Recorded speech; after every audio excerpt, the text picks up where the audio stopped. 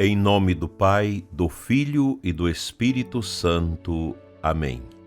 São José, valei-nos. Amado ouvinte do programa Oração da Manhã, neste dia 10 de janeiro, quarta-feira, nos encontramos mais uma vez pelas mídias sociais e pelas rádios para rezarmos juntos no amanhecer de mais um dia. Deus seja glorificado pelo dom de sua vida, de sua família.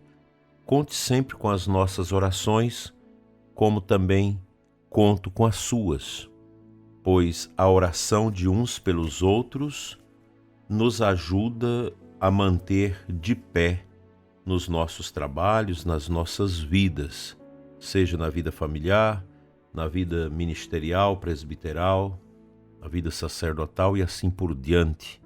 Nós necessitamos da oração. Seguindo o nosso texto, Corpo Místico de Cristo, do Bispo Fulton Sheen, a minha edição e da editora Molokai, na página 53, a vida glorificada de Jesus. A segunda fase da vida por inteiro de Cristo obtém-se no céu. Durante os 40 dias que seguiram a sua ressurreição, nosso Senhor completou o ensinamento a respeito de seu reino na terra e pôde então dizer a seu Pai: terminei a obra que me destes para fazer. Agora, pois, Pai, glorifica-me junto de ti, concedendo-me a glória que tive junto de ti antes que o mundo fosse criado. João 17, 4 e 5. A natureza humana assumida por meio de sua Mãe Puríssima está pronta para gozar a recompensa desta vida terrena passada em obediência à vontade do Pai. Em uma quinta-feira, 40 dias depois da Páscoa, ele reúne os apóstolos, os conduz ao Monte das Oliveiras, abençoa-os e eleva-se por seu próprio poder divino acima das nuvens. Como lhes havia dito, porventura não era necessário que o Cristo sofresse essas coisas e assim entrasse na sua glória? Lucas 24, 26.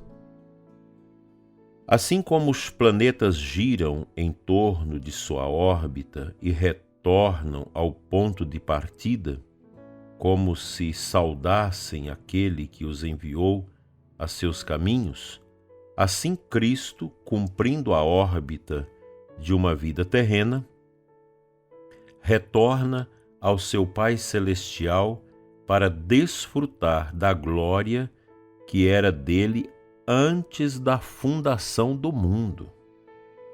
São Paulo, falando desta glorificação de Jesus, escreve aos Efésios: e qual a suprema grandeza de seu poder para conosco, que abraçamos a fé? É o mesmo poder extraordinário que ele manifestou na pessoa de Cristo, o ressuscitado dos mortos, e fazendo-o sentar à sua direita no céu, acima de todo principado, potestade, virtude, dominação. O credo da Igreja também descreve Cristo em sua glória como sentado à direita de Deus. Esta não é nada mais do que uma forma figurada de expressar o descanso eterno merecido por seus gloriosos triunfos e o exercício contínuo daqueles poderes que seu Pai lhe deu para ensinar, governar e santificar o homem. Pois não devemos rascunhar nosso Senhor em seu estado glorificado como se fosse indiferente ao mundo que veio para redimir. Há duas razões para a glorificação de Cristo. A primeira dá conta de que ele é o próprio Filho de Deus. Saí do Pai, disse, e vim ao mundo. Agora deixo o mundo e volto para junto do Pai. João 16, 28. A segunda, porque ele humilhou-se a si e, portanto, tornou-se digno de exaltação.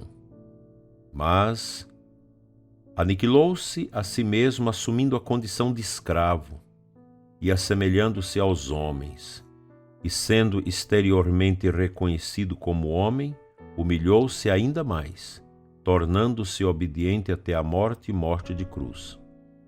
Por isso Deus o exaltou sobremaneira e lhe outorgou o nome que está acima de todos os nomes, para que ao nome de Jesus se dobre todo o joelho, no céu, na terra e nos infernos, e toda língua confesse para a glória de Deus Pai que Jesus Cristo é o Senhor. Filipenses 2, 7 a 11. São palavras tenazes, profundas, para a nossa meditação nesta manhã de quarta-feira, sob o olhar intercessor de São José. Cristo glorificado. Cristo que venceu o seu tempo neste mundo e volta ao Pai. É muito importante ter presente isso, que a volta glorificada de Jesus ao Pai não significa uma ausência dele da vida dos homens ou da igreja. Pelo contrário, cumpre-se o Pentecostes, que é o derramamento do amor do Pai e do Filho na pessoa do Espírito Santo sobre a igreja. Nós devemos contemplar esta vitória de Jesus sobre os tormentos deste mundo, sua volta ao Pai e a sua presença ao mesmo tempo em nós. A gente vai ver isso ao longo desse livro, através da sua Santa Igreja. Cristo está presente, Ele está no meio de nós. Ele é o ressuscitado, invisível aos nossos olhos, mas misticamente presente no coração da sua Santa e amada Igreja. Nossa vida como católicos não pode ser concentrada numa visão meramente material da Igreja, como se a Igreja fosse uma associação humana, como se nosso Senhor Jesus Cristo não tivesse dado essa dimensão mística, sobrenatural à sua Igreja. Se a Igreja não tivesse esse componente, ela já teria acabado há muito tempo. Quantas associações, quantos partidos políticos, quantos sindicatos já foram erigidos e já acabaram há muito tempo. Mas a Igreja do Senhor, ela perpassa os tempos, os anos, os séculos, os milênios, e continua a sua trajetória nesse mundo, sendo expressada através das suas estruturas, sejam físicas, dos seus templos, das suas instituições, seja através de nós, seus filhos batizados, que foram alcançados por esta graça sobrenatural, em razão do batismo, que nos selou com o caráter batismal, essa realidade que não se apaga, que perdura para sempre em nós e que nos dá esse naipe próprio de pessoas que estão com os pés na terra, mas o seu coração já está no céu, como nós iniciamos na oração eucarística da missa. Corações ao alto, o nosso coração está em Deus. Amém.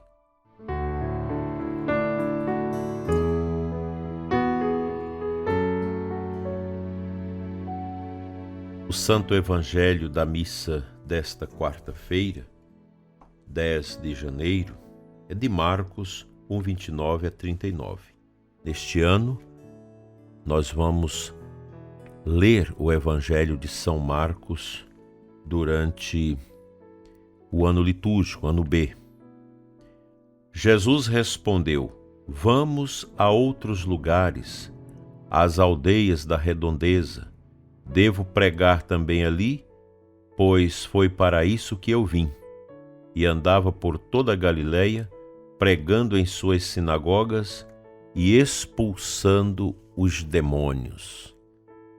O Cristo glorificado, o Cristo místico, viveu na terra corporificado, visualizado por todos. E a sua vida neste mundo, ela foi marcada pela itinerância. Sobremaneira, os 3 últimos anos de Cristo dedicados à sua santa missão de anunciar o reino de Deus.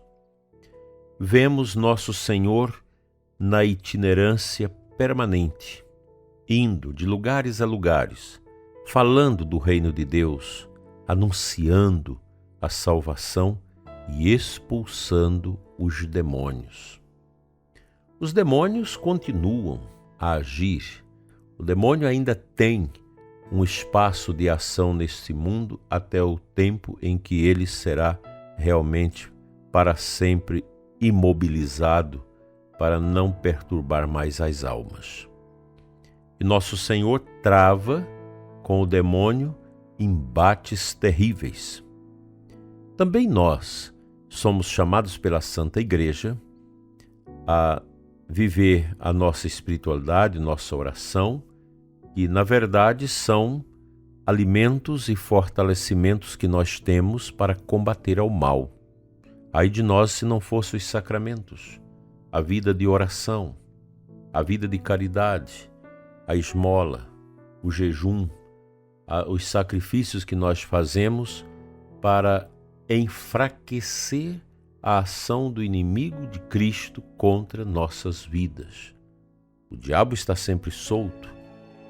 Não precisamos ter medo dele, porque ele já foi derrotado, embora não se dê por vencido. Quem busca a confissão, a comunhão, a unidade com Jesus Eucarístico, não precisa ter medo do inimigo. Pois nós oramos, nós recitamos os salmos, nós comungamos, nós confessamos, e o demônio não tem poder na vida de quem está na unção com Cristo. Eu vejo hoje as pessoas com muito misticismo em relação ao demônio. Agora já começam a surgir as missas de exorcismo, que isso é totalmente errado. Começa a se expor muito nas mídias os padres que são exorcistas. O padre exorcista deve ficar quieto, não deve ser aquela pessoa que fica propagandeando o seu ministério. E depois de cada centenas de casos, às vezes você acha um que requer o exorcismo litúrgico. Mas são pessoas infestadas que com a confissão, com uma oração, com a evangelização, com a aceitação de Cristo, vai resolvendo esses conflitos. Cristo não está no exagero, mas no equilíbrio, no bom senso. E é isso que nós precisamos ter no coração da nossa Santa Igreja. Amém.